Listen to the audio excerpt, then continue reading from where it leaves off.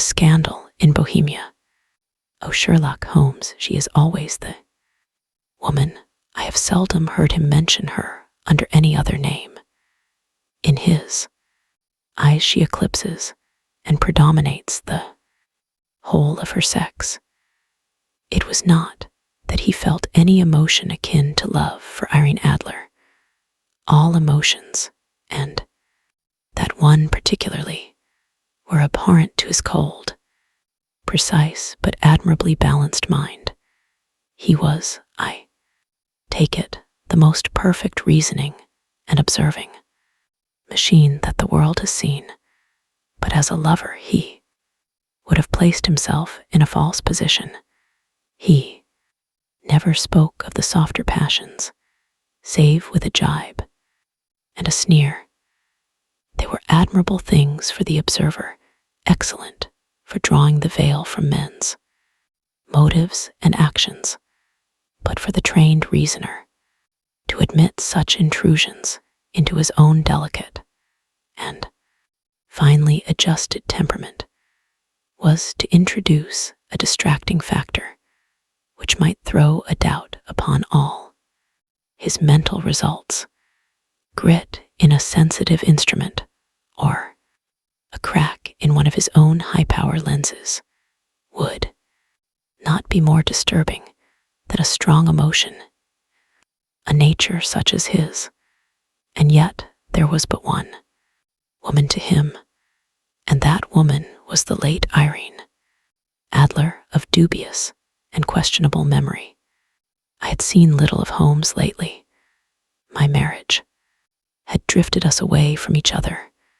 My own complete happiness and the home-centered interests which rise up around the man who first finds himself master of his own establishment were sufficient to absorb all my attention, while Holmes, who loathed every form of society with his whole Bohemian soul, remained in our lodgings in Baker Street, buried among his old books, and alternating from week to week between cocaine and ambition, the drowsiness of the drug, and the fierce energy of his own keen nature.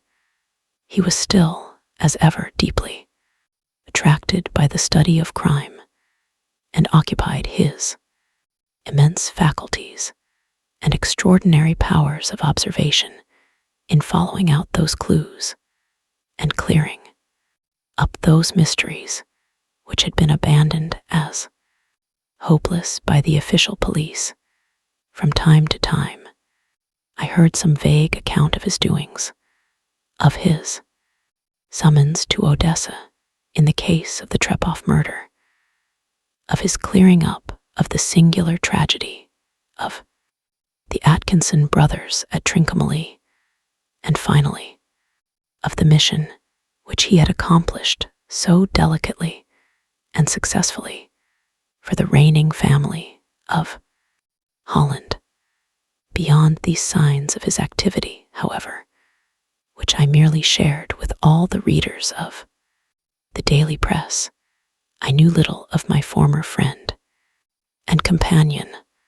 One night, it was on the 20th of March, 1888, I was returning from a journey to a patient, for I had now returned to civil practice, when my way led me through Baker Street. As I passed the well-remembered door, which must always be associated in my mind with my wooing, and with the dark incidents of the study in scarlet, I was seized with a keen desire to see Holmes again, and to know how he was employing his extraordinary powers. His rooms were brilliantly lit, and even as I looked up, I saw his tall, spare figure pass twice in, a dark silhouette against the blind. He was pacing the room swiftly, eagerly, with his head sunk upon his chest and his hands clasped behind him. To me, who knew his every mood and habit, his attitude and manner told their own story. He was at work. Again, he had risen out of his drug-created dreams and was hot upon the scent of some new problem. I rang the bell and was shown up to the chamber, which had formerly been in part my own. His manner was not effusive. It seldom was, but he was glad, I think, to see me. With hardly a word spoken, but with a kindly eye, he waved me to an armchair, threw across his case of cigars, and indicated a spirit case and a gasogene in the corner. Then he stood before the fire and looked me over in his singular, introspective fashion. "Wedlock suits you," he remarked. "I think, Watson, that you have put on 7.5 pounds since I saw you." 7, I answered. "Indeed, I should have thought a little more. Just a trifle more, I fancy, Watson. And in practice again, I observe. You did not tell me that you intended to go into harness. Then how do you know? I see it, I deduce it. How do I know that you have been getting yourself very wet lately, and that you have a most clumsy and careless servant girl?" "My dear Holmes," said I, "this is too much. You would certainly have been burned had you lived a few centuries ago. It is true that I had a country walk on Thursday and came home in a dreadful mess, but as I have changed my clothes, I can't imagine how you deduce it. As to Mary, Jane, she is incorrigible, and my wife has given her notice, but there again, I fail to see how you work it out." He chuckled to himself and rubbed his long, nervous hands together. "It is simplicity itself," said he. "My eyes tell me that on the inside of your left shoe, just where the firelight strikes it, the leather is scored by 6 almost parallel cuts. Obviously, they have been caused by 3 someone who has very carelessly scraped round the edges of the sole in order to remove crusted mud from it. Hence, you see my double deduction, that you had been out in vile weather, and that you had a particularly malignant boot-slitting specimen of the London slavey.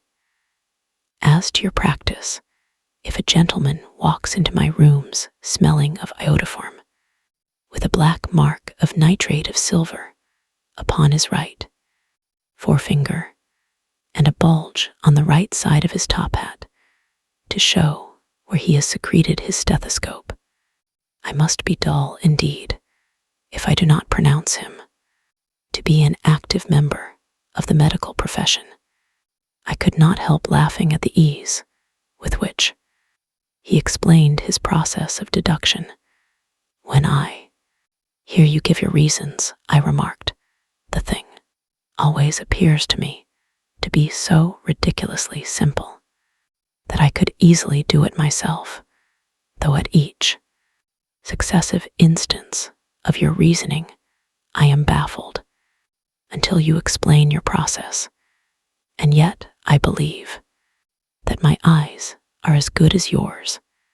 "Quite so," he answered, lighting a cigarette and throwing himself down into an armchair.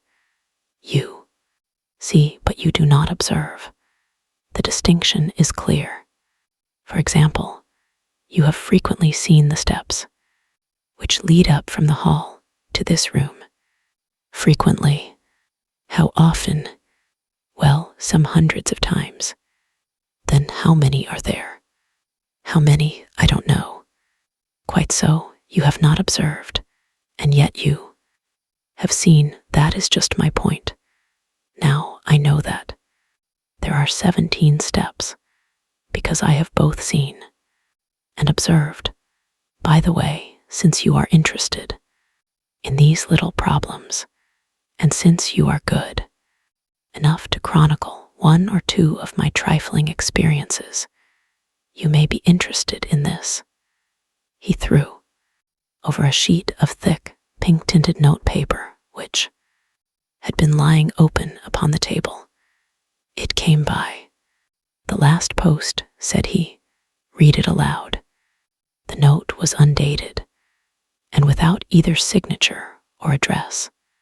"There will call upon you tonight at 7:45, it said, "a gentleman who desires to consult you upon a matter of the very deepest moment. Your recent services to one of the royal houses of Europe have shown that you are one who may safely be trusted with matters which are of an importance which can hardly be exaggerated. This account of you we have from all quarters received. Be in your chamber then at that hour, and do not take it amiss if your visitor wear a mask." "This is indeed a mystery," I remarked. "What do you imagine that it means?" "I have no data yet. It is a capital mistake to theorize before one has data. Insensibly, one begins to twist facts to suit theories, instead of theories to suit facts. But the note itself, what do you deduce from it?" I carefully examined the writing and the paper upon which it was written. The man who wrote it was presumably well to do, I remarked, endeavoring to imitate my companion's processes. "Such paper could not be bought under £0.50 a packet.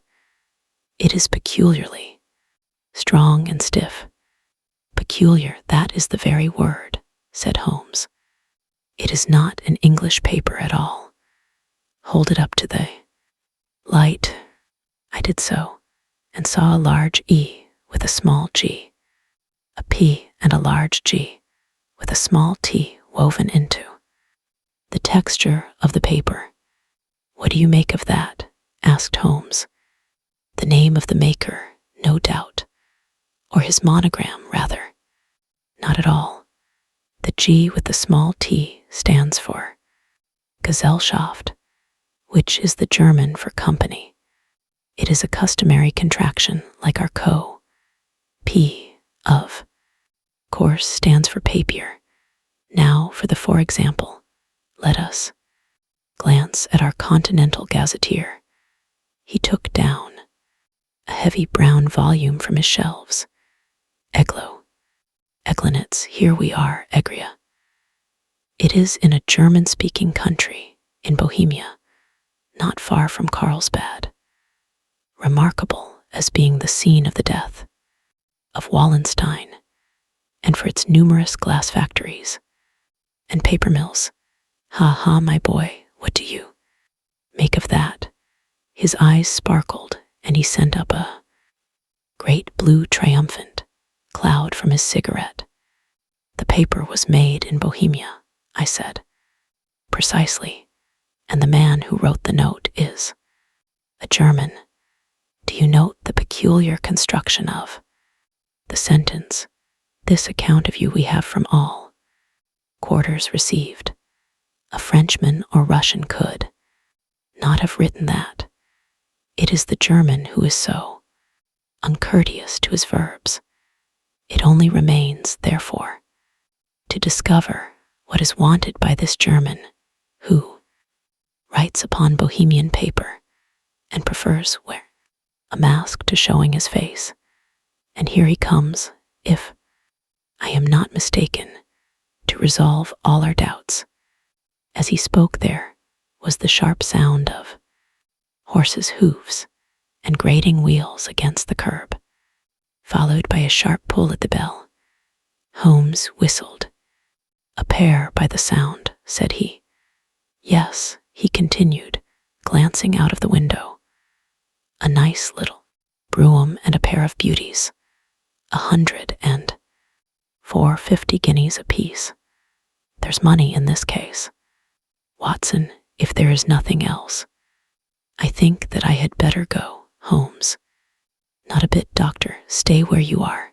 I am lost without my Boswell, and this promises to be interesting. It would be a pity to miss it. But your client, never mind him. I may want your help, and so may he. Here he comes. Sit down in that armchair, doctor, and give us your best attention. A slow and heavy step, which had been heard upon the stairs and in the passage, paused immediately outside the door. Then there was a loud and authoritative tap. Come in, said Holmes. A man entered who could hardly have been less than 6 feet 6 inches in height, with the chest and limbs of a Hercules. His dress was rich, with a richness which would, in England, be looked upon as akin to bad taste. Heavy bands of astrakhan were slashed across the sleeves and fronts of his double-breasted coat, while the deep blue cloak, which was thrown over his shoulders, was lined with flame-colored silk and secured at the neck with a brooch, which consisted of a single flaming barrel.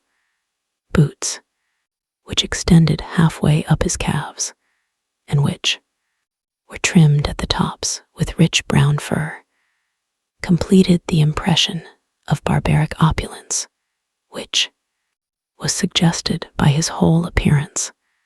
He carried a broad-brimmed hat in his hand, while he wore, across the upper part of his face, extending down past the cheekbones, a black-visored mask, which he had apparently adjusted that very moment, for his hand was still raised to it as he entered.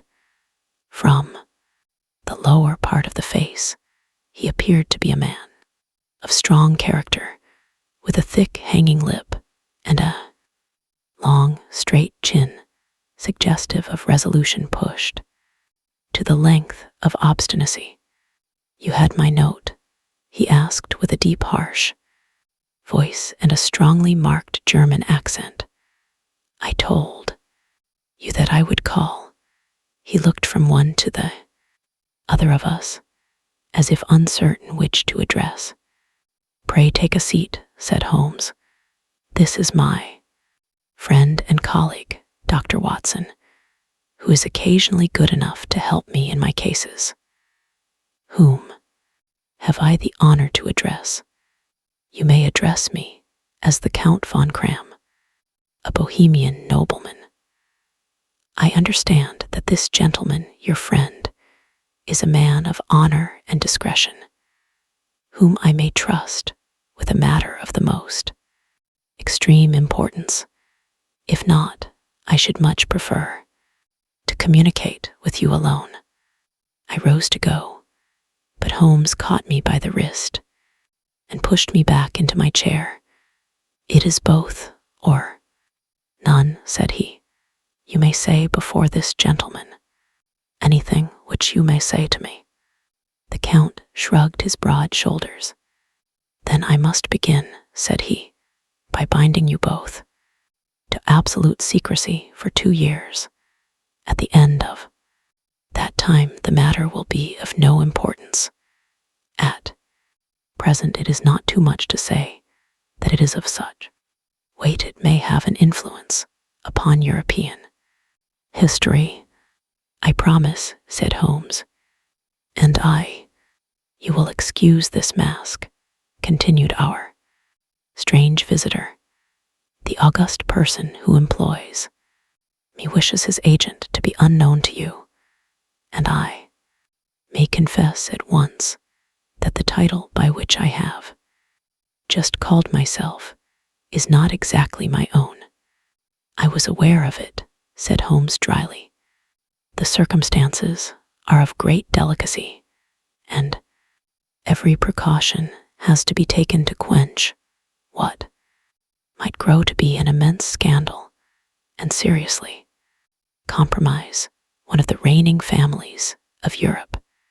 To speak plainly, the matter implicates the great House of Ormstein, hereditary kings of Bohemia. I was also aware of that, murmured Holmes, settling himself down in his armchair and closing his eyes. Our visitor glanced with some apparent surprise at the languid, lounging figure of the man, who had been no doubt depicted to him as the most incisive reasoner and most energetic agent in Europe. Holmes slowly reopened his eyes and looked impatiently at his gigantic client. If your Majesty would condescend to state your case, he remarked, I should be better able to advise you. The man sprang from his chair and paced up and down the room in uncontrollable agitation.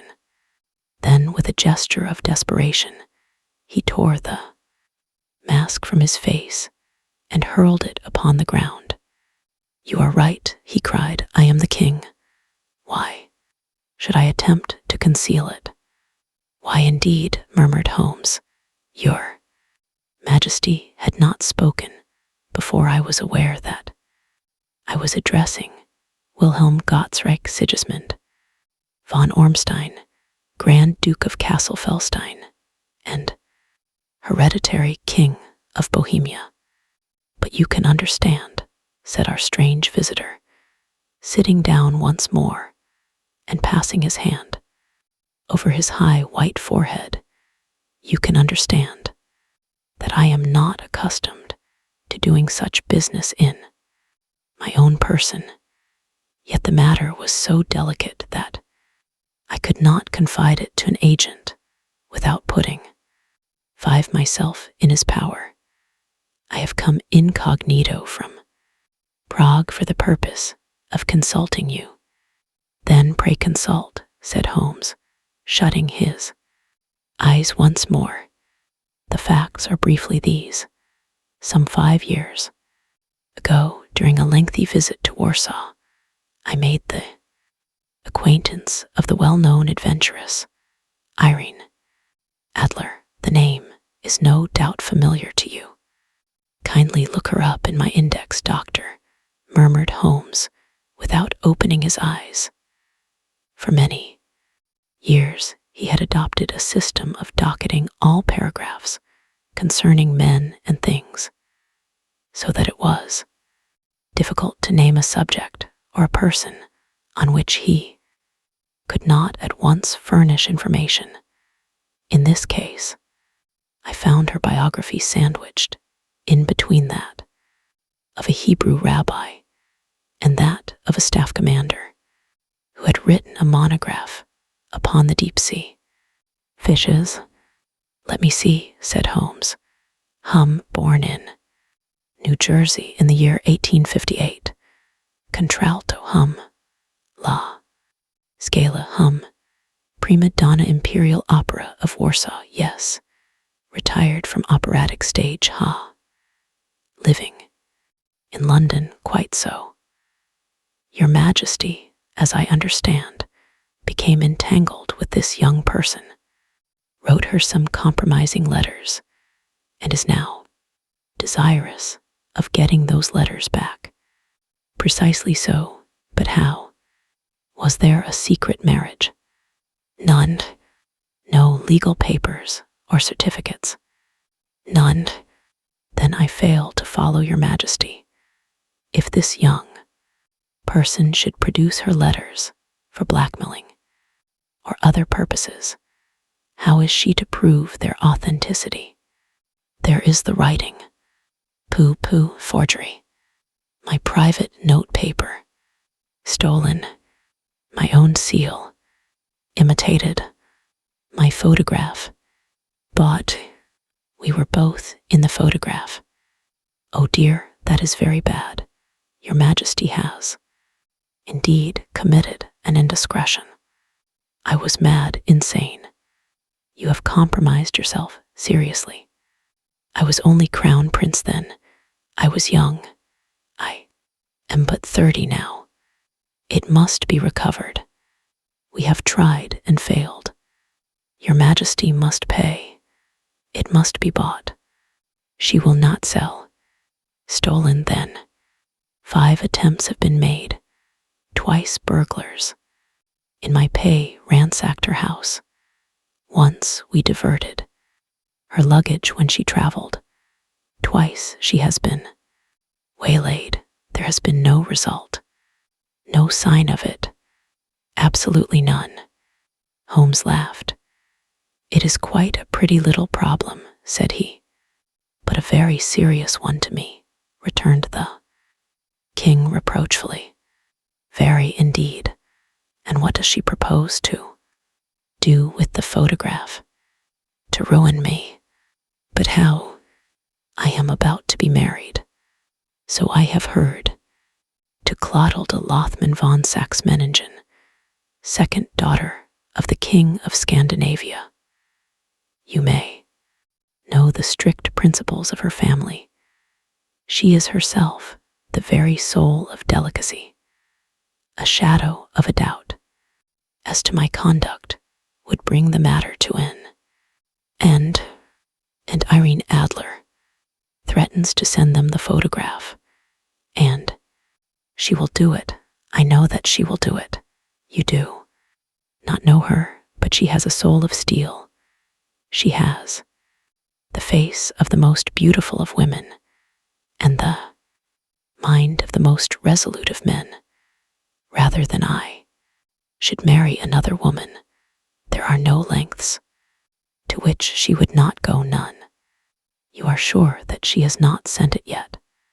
I am sure. And why? Because she has said that she would send it on the day when the betrothal was publicly proclaimed. That will be next Monday. Oh, then we have 3 days yet, said Holmes, with a yawn.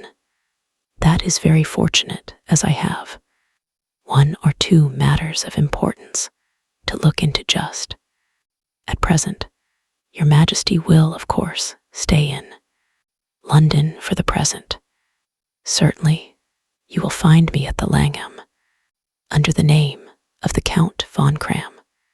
Then I shall drop you a line to let you know how we progress.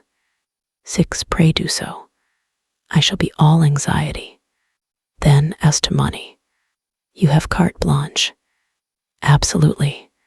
I tell you that I would give one of the provinces of my kingdom to have that photograph, and for present expenses. The king took a heavy chamois leather bag from under his cloak and laid it on the table. There are 300 pounds in gold and 700 in notes, he said. Holmes scribbled a receipt upon a sheet of his notebook and handed it to him. And Mademoiselle's address, he asked, is Briony Lodge, Serpentine Avenue, St. John's Wood. Holmes took a note of it. One other question, said he, was the photograph a cabinet? It was. Then good night, Your Majesty, and I trust that we shall soon have some good news for you. And good night, Watson, he added as the wheels of the royal brougham rolled down the street. If you will be good enough to call tomorrow afternoon at 3 o'clock, I should like to chat this little matter over with you. Chapter II. At 3 o'clock precisely, I was at Baker Street, but Holmes had not yet returned. The landlady informed me that he had left the house shortly after 8 o'clock in the morning. I sat down beside the fire, however, with the intention of awaiting him, however long he might be.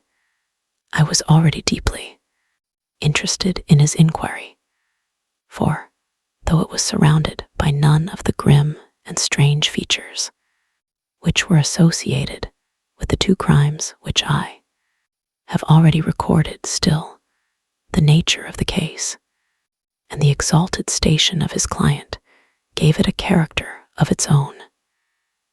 Indeed, apart from the nature of the investigation which my friend had on hand, there was something in his masterly grasp of a situation and his keen, incisive reasoning which made it a pleasure to me to study his system of work and to follow the quick, subtle methods by which he disentangled the most inextricable mysteries. So accustomed was I to his invariable success that the very possibility of his failing had ceased to enter into my head. It was close upon 4 before the door opened, and a drunken-looking groom, ill-kempt and side-whiskered, with an inflamed face and disreputable clothes, walked into the room. Accustomed as I was to my friend's amazing powers in the use of disguises, I had to look 3 times before I was certain that it was indeed he. With a nod, he vanished into the bedroom, whence he emerged in 5 minutes, tweed-suited and respectable, as of old. Putting his hands into his pockets, he stretched out his legs in front of the fire and laughed heartily for some minutes. "Well, really," he cried, and then he choked and laughed again until he was obliged to lie back, limp and helpless, in the chair. "What is it? It's quite too funny. I am sure you could never guess how I employed my morning, or what I ended by doing. I can't imagine. I suppose that you have been watching the habits and perhaps the house of Miss Irene Adler." "Quite so, but the sequel was rather unusual. I will tell you, however.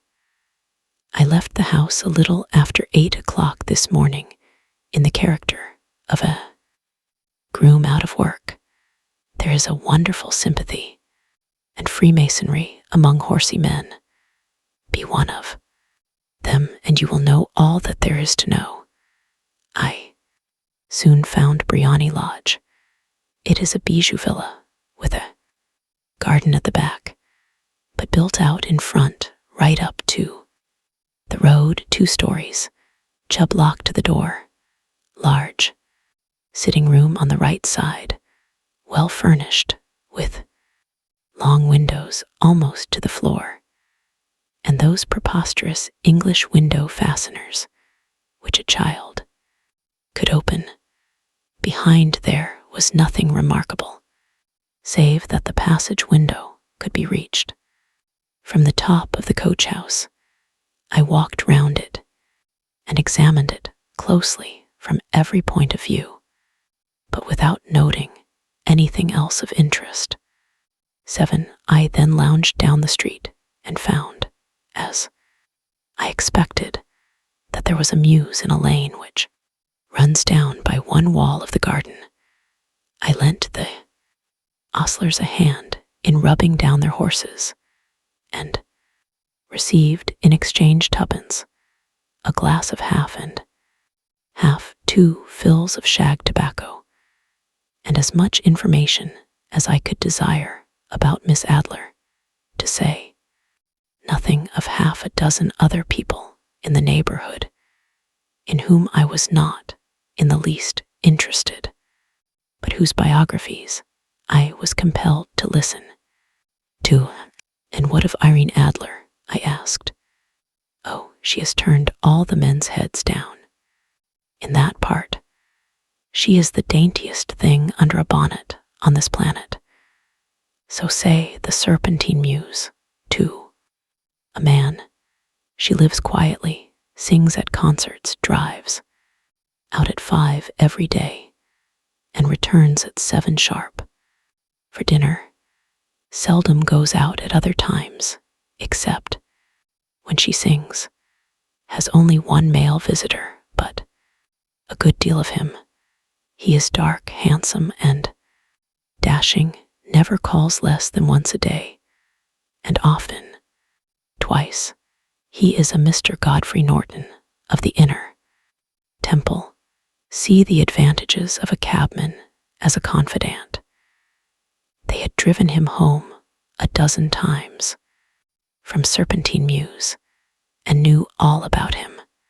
When I had listened to all they had to tell, I began to walk up and down near Briony Lodge once more, and to think over my plan of campaign. This Godfrey Norton was evidently an important factor in the matter. He was a lawyer. That sounded ominous. What was the relation between them, and what the object of his repeated visits? Was she his client, his friend, or his mistress? If the former, she had probably transferred the photograph to his keeping. If the latter, it was less likely. On the issue of this question depended whether I should continue my work at Briony Lodge or turn my attention to the gentleman's chambers in the Temple. It was a delicate point, and it widened the field of my inquiry. I fear that I bore you with these details, but I have to let you see my little difficulties, if you are to understand the situation. I am following you closely, I answered. I was still balancing the matter in my mind when a hansom cab drove up to Briony Lodge, and a gentleman sprang out. He was a remarkably handsome man, dark, aquiline, and mustached, evidently the man of whom I had heard. He appeared to be in a great hurry, shouted to the cabman to wait, and brushed past the maid who opened the door with the air of a man who was thoroughly at home. He was in the house about half an hour, and I could catch glimpses of him in the windows of the sitting room, pacing up and down, talking excitedly and waving his arms. Of her I could see nothing. Presently he emerged, looking even more flurried than before. As he stepped up to the cab, he pulled a gold watch from his pocket and looked at it earnestly. "Drive like the devil," he shouted. "First to Gross and Hankey's in Regent Street, and then to the Church of St. Monica in the Edgware Road. Half a guinea if you do it in 20 minutes. Away they went, and I was just wondering whether I should not do well to follow them when up the lane came a neat little landau, the coachman, with his coat only half buttoned and his tie under his ear, while all the tags of his harness were sticking out of the buckles. It hadn't pulled up before. She shot out of the hall door and into it. I only caught a glimpse of her at the moment, but she was a lovely woman with a face that a man might die for.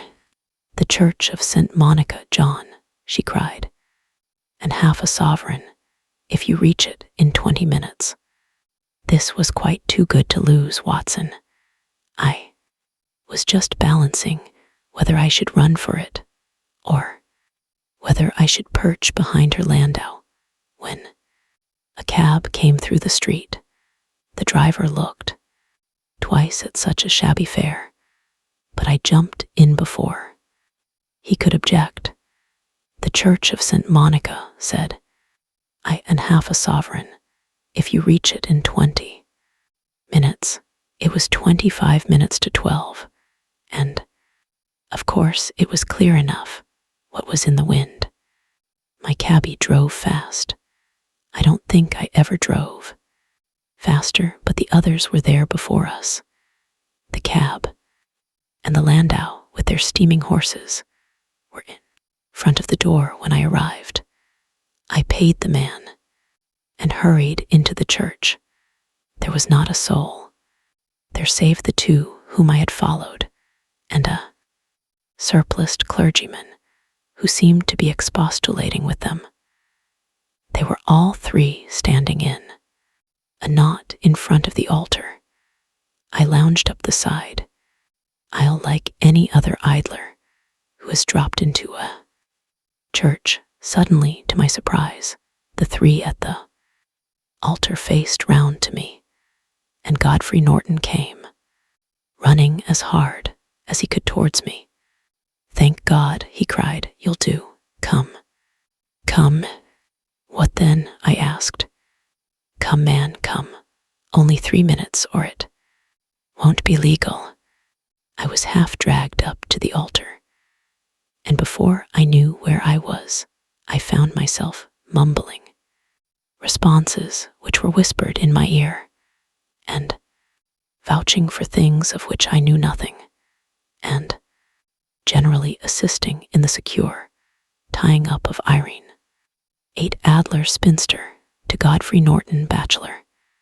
It was all done in an instant, and there was the gentleman thanking me on the one side, and the lady on the other, while the clergyman beamed on me in front.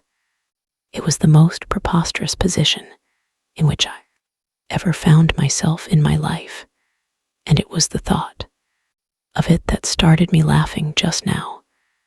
It seems that there had been some informality about their license, that the clergyman absolutely refused to marry them without a witness of some sort, and that my lucky appearance saved the bridegroom from having to sally out into the streets in search of a best man. The bride gave me a sovereign, and I mean to wear it on my watch chain in memory of the occasion. "This is a very unexpected turn of affairs," said I. "And what then?" "Well, I found my plans very seriously menaced. It looked as if the pair might take an immediate departure, and so necessitate very prompt and energetic measures on my part. At the church door, however, they separated, he driving back to the temple and she to her own house. "I shall drive out in the park at 5 as usual," she said as she left him. I heard no more. They drove away in different directions, and I went off to make my own arrangements, which are some cold beef and a glass of beer, he answered, ringing the bell. "I have been too busy to think of food, and I am likely to be busier still this evening. By the way, doctor, I shall want your cooperation. I shall be delighted. You don't mind breaking the law?" "Not in the least, nor running a chance of arrest. Not in a good cause." "Oh, the cause is excellent. Then I am your man. I was sure that I might rely on you. But what is it you wish? When Mrs. Turner has brought in the tray, we'll make it clear to you. Now," he said as he turned hungrily on the simple fare that our landlady had provided, "I must discuss it while I eat, for I have not much time. It is nearly 5 now. In 2 hours we must be on the scene of action. Miss Irene, or Madame rather, returns from her drive at 7. We must be at Briony Lodge to meet her." "And what then?" "You must leave that to me. I have already arranged what is to occur. There is only one point on which I must insist. You must not interfere, come what may, you understand. I am to be neutral, to do nothing whatever. There will probably be some small unpleasantness. Do not join in it. It will end in my being conveyed into the house. 4 or 5 minutes afterwards, the sitting room window will open. You are to station yourself close to that open window. Yes, you are to watch me, for I will be visible too. You, yes, and when I raise my hand, so you throw into the room what I give you to throw, and will at the same time raise the cry of fire. You quite follow me, entirely. It is nothing very formidable, he said, taking a long cigar-shaped roll from his pocket. It is an ordinary plumber's smoke rocket, fitted with a cap at either end to make it self-lighting. Your task is confined to that. When you raise your cry of fire, it will be taken up by quite a number of people. You may then walk to the end of the street, and I will rejoin you in 10 minutes. I hope that I have made myself clear. I am to remain neutral, to get near the window, to watch you, and at the signal to throw in this object, then to raise the cry of fire, and to wait you at the corner of the street. Precisely. Then you may entirely rely on me. That is excellent. I think perhaps it is almost time that I prepare for the new role I have to play. He disappeared into his bedroom and returned in a few minutes in the character of an amiable and simple-minded nonconformist clergyman. His broad black hat, his baggy trousers, his white tie, his sympathetic smile, and general look of peering and benevolent curiosity were such as Mr. John Hare alone could have equaled. It was not merely that Holmes changed his costume, his expression, his manner, his very soul seemed to vary with every fresh part that he assumed. The stage lost a fine actor, even as science lost an acute reasoner, when he became a specialist in crime. It was 6:15 when we left Baker Street, and it still wanted 10 minutes to the hour when we found ourselves in Serpentine Avenue. It was already dusk, and the lamps were just being 9 lighted as we paced up and down in front of Briony Lodge, waiting for the coming of its occupant. The house was just such as I had pictured it from Sherlock Holmes' succinct description, but the locality appeared to be less private than I expected. On the contrary, for a small street in a quiet neighborhood, it was remarkably animated. There was a group of shabbily dressed men smoking and laughing in a corner, a scissors grinder with his wheel, 2 guardsmen who were flirting with a nurse girl, and several well-dressed young men who were lounging up and down with cigars in their mouths. You see, remarked Holmes, as we paced to and fro in front of the house, this marriage rather simplifies matters. The photograph becomes a double-edged weapon now. The chances are that she would be as averse to its being seen by Mr. Godfrey Norton as our client is to its coming to the eyes of his princess. Now the question is, where are we to find the photograph? Where indeed? It is most unlikely that she carries it about with her. It is cabinet size, too large for easy concealment about a woman's dress. She knows that the king is capable of having her waylaid and searched. 2 attempts of the sort have already been made. We may take it, then, that she does not carry it about with her. Where, then? Her banker or her lawyer?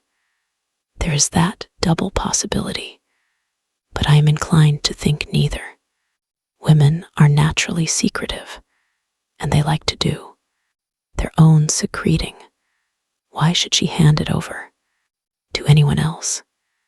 She could trust her own guardianship, but she could not tell what indirect or political influence might be brought to bear upon a business man. Besides, remember that she had resolved to use it within a few days. It must be where she can lay her hands upon it. It must be in her own house, but it has twice been burgled. Pshaw, they did not know how to look. But how will you look? I will not look. What then? I will get her to show me. But she will refuse. She will not be able to. But I hear the rumble of wheels. It is her carriage. Now carry out my orders to the letter. As he spoke, the gleam of the sidelights of a carriage came round the curve of the avenue. It was a smart little landau, which rattled up to the door of Briony Lodge. As it pulled up, one of the loafing men at the corner dashed forward to open the door in the hope of earning a copper, but was elbowed away by another loafer who had rushed up with the same intention. A fierce quarrel broke out, which was increased by the two guardsmen who took sides with one of the loungers, and by the scissors grinder, who was equally hot upon the other side. A blow was struck, and in an instant the lady who had stepped from her carriage was the center of a little knot of flushed and struggling men who struck savagely at each other with their fists and sticks. Holmes dashed into the crowd to protect the lady, but just as he reached her, he gave a cry and dropped to the ground with the blood running freely down his face.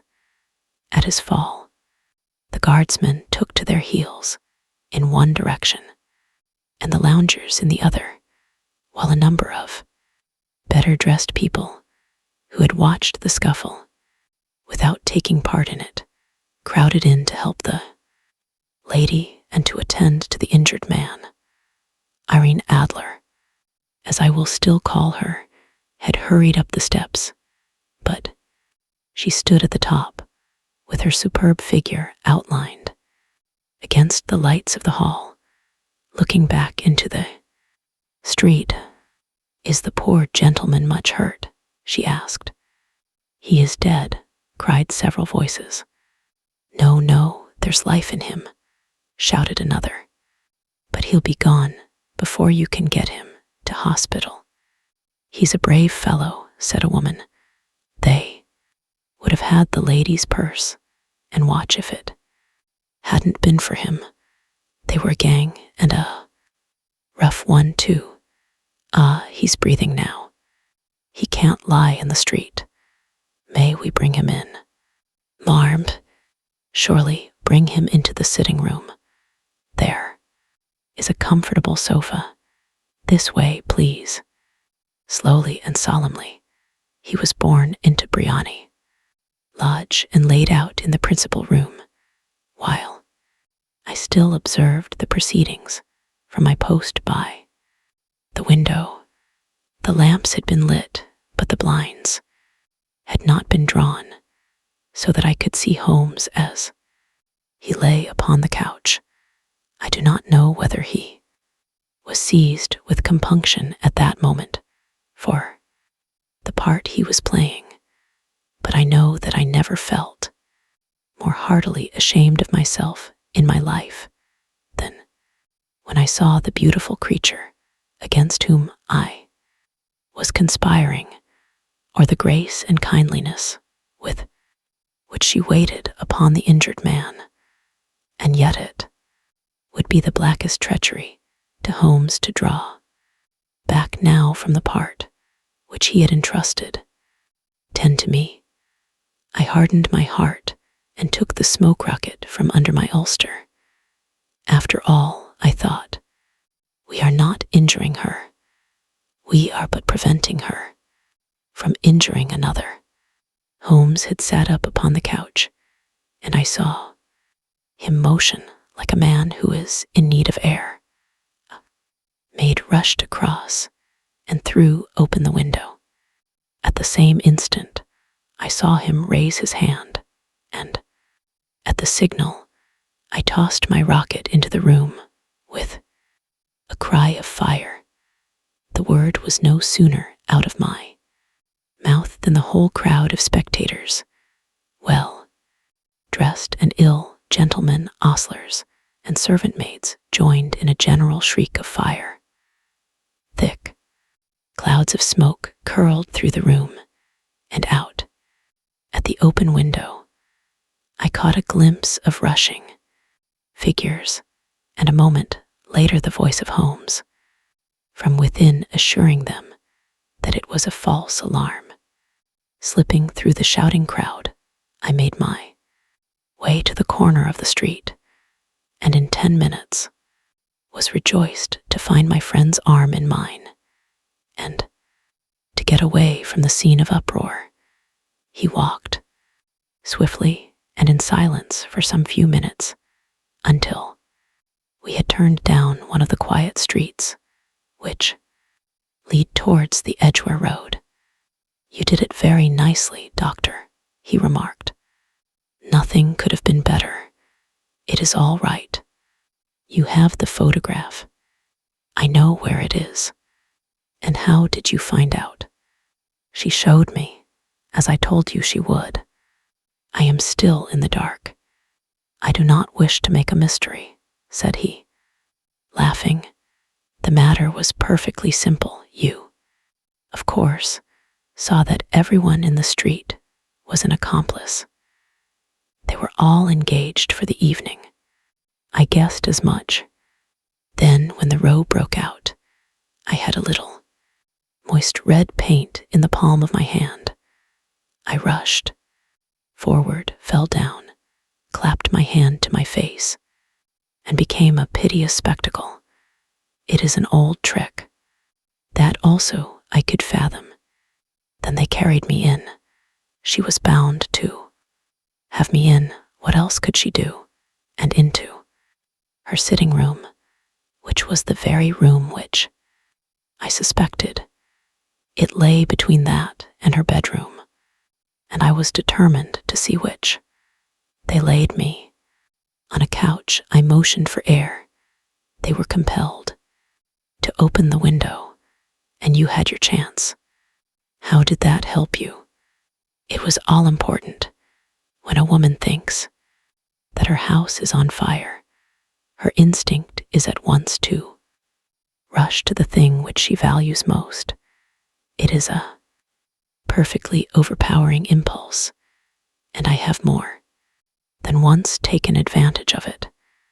In the case of the Darlington substitution scandal, it was of use to me, and also in the Arnsworth Castle business.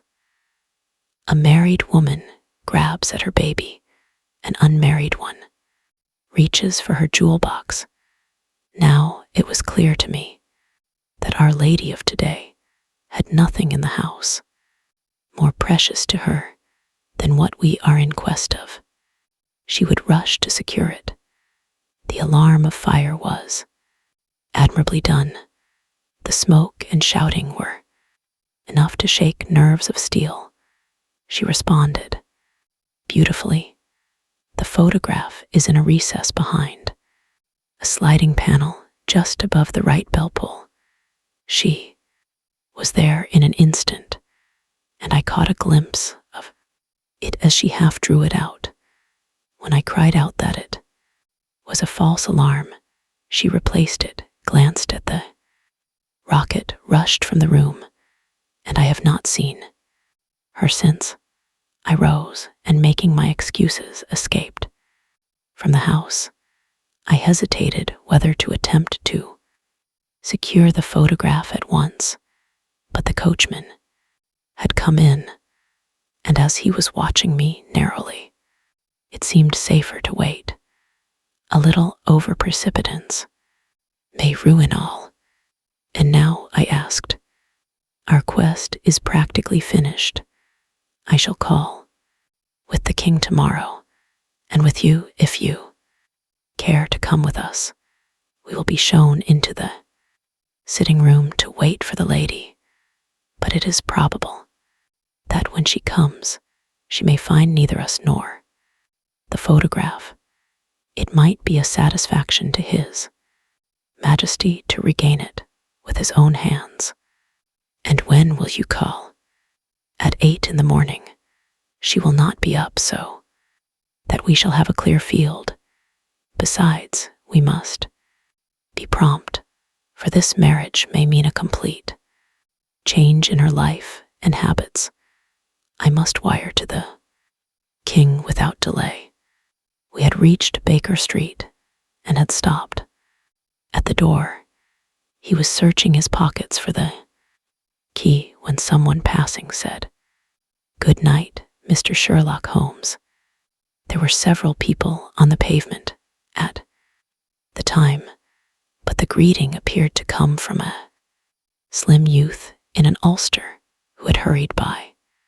"I've heard that voice before," said Holmes, staring down the dimly lit street.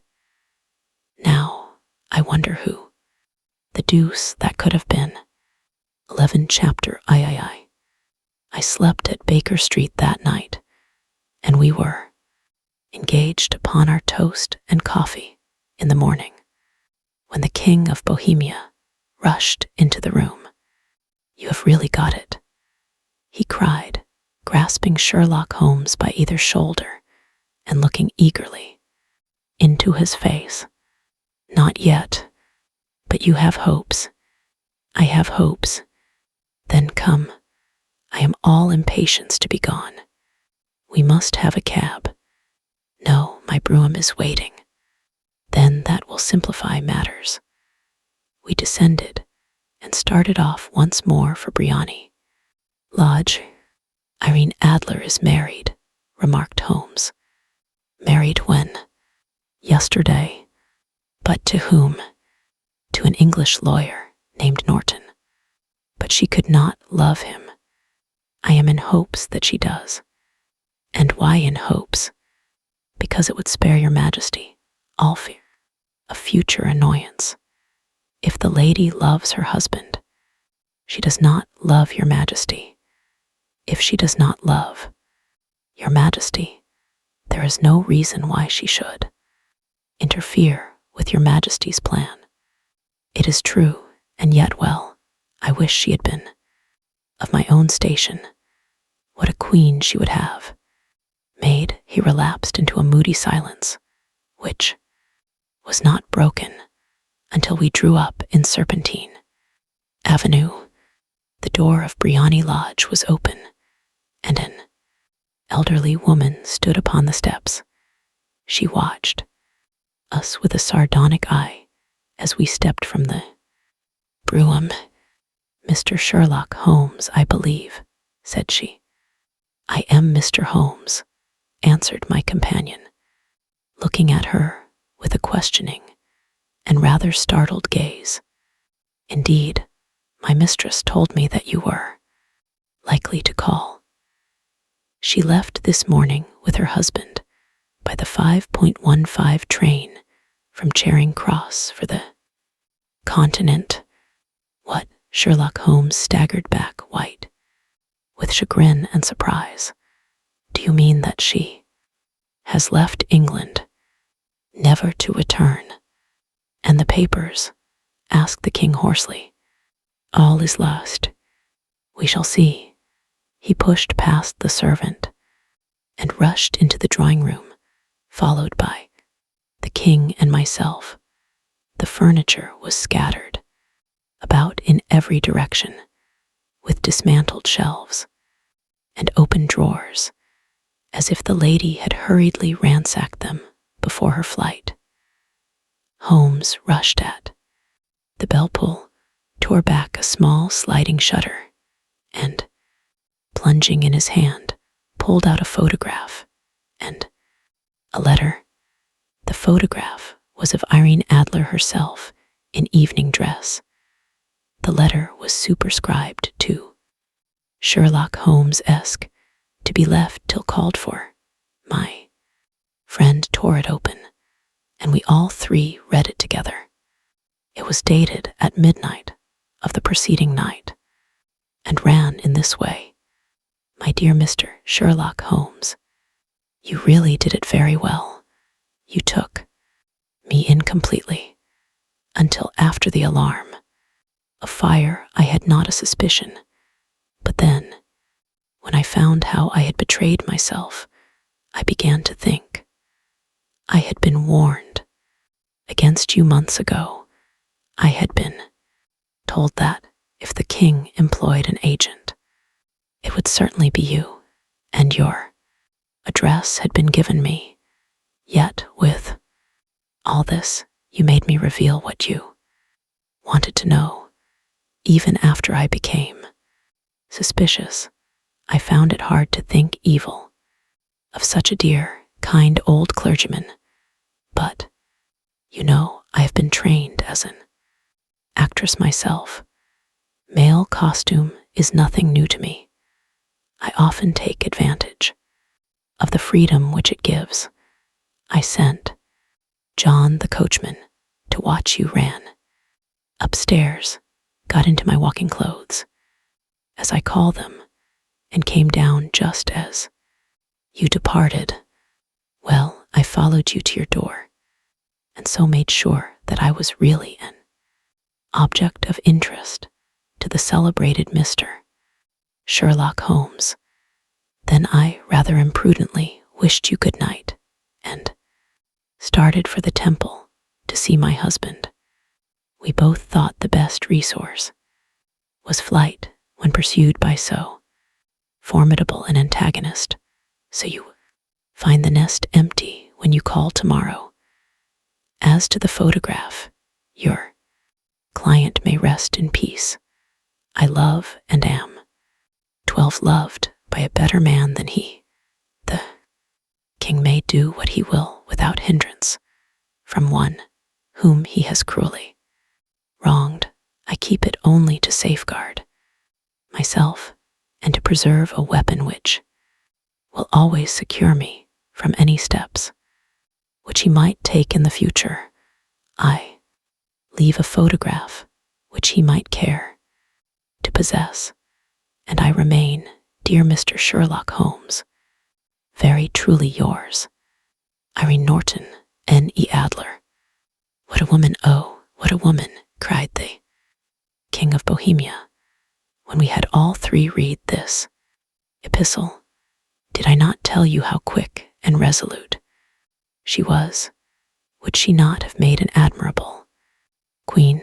Is it not a pity that she was not on my level? From what I have seen of the lady, she seems indeed to be on a very different level to your majesty, said Holmes coldly. I am sorry that I have not been able to bring your majesty's business to a more successful conclusion. On the contrary, my dear sir, cried the king, nothing could be more successful. I know that her word is inviolate. The photograph is now as safe as if it were in the fire. I am glad to hear your majesty say so. I am immensely indebted to you. Pray tell me in what way I can reward you. This ring, he slipped an emerald snake ring from his finger and held it out upon the palm of his hand. Your majesty has something which I should value even more highly, said Holmes. You have but to name it. This photograph. The king stared at him in amazement. Irene's photograph, he cried. Certainly, if you wish it. I thank your majesty. Then there is no more to be done in the matter. I have the honor to wish you a very good morning. He bowed, and turning away without observing the hand which the king had stretched out to him, he set off in my company for his chambers, and that was how a great scandal threatened to to affect the kingdom of Bohemia, and how the best plans of Mr. Sherlock Holmes were beaten by a woman's wit. He used to make merry over the cleverness of women, but I have not heard him do it of late, and when he speaks of Irene Adler, or when he refers to her photograph, it is always under the honorable title of the woman. 13.